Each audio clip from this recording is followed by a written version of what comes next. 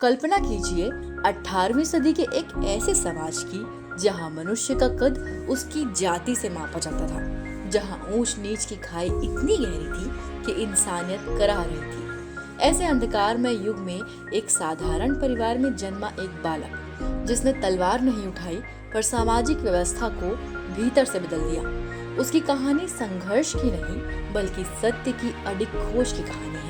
यह कहानी है उस महान समाज नायक की जिसने समूचे छत्तीसगढ़ को मनखे मनखे एक समान का शाश्वत संदेश दिया। आज सी पॉजिटिव की कहानी गुरु घासीदास को समर्पित है, जिन्होंने दुनिया में समानता का संदेश दिया।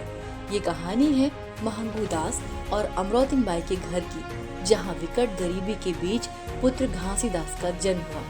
उन्होंने पंचकुंड और छाता पहाड़ के इर्द गिर्द खेलते हुए ही समाज की क्रूरता को समझा।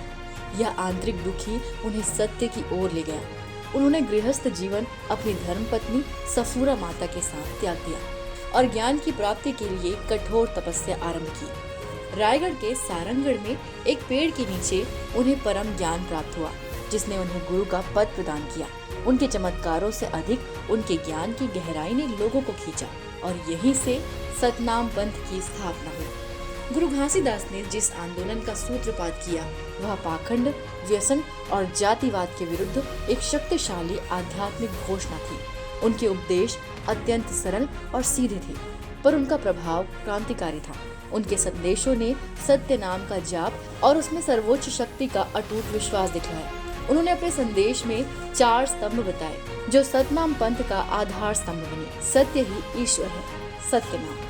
उनका मुख्य संदेश था कि मनुष्य को हमेशा सत्य के मार्ग पर चलना चाहिए, क्योंकि सत्य से बड़ा कोई धर्म नहीं है। सामाजिक समानता, मनखे मनखे एक समान, यानी कि सभी मनुष्य एक समान है। उन्होंने सिखाया कि कोई भी व्यक्ति जन्म से ऊंचे नीच नहीं होता और स्त्रियों को बराबरी का सम्मान मिलना चाहिए।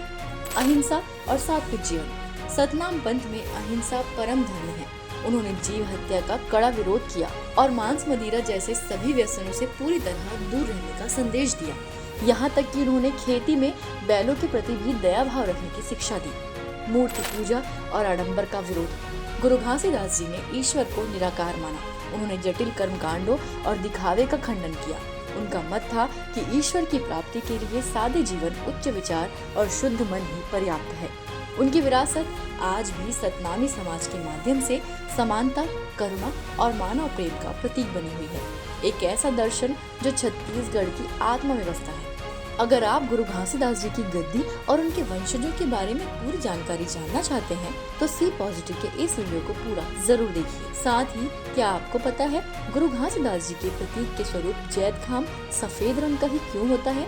हमें कमेंट में जरूर बताएं। वीडियो को लाइक और शेयर करना ना भूलें।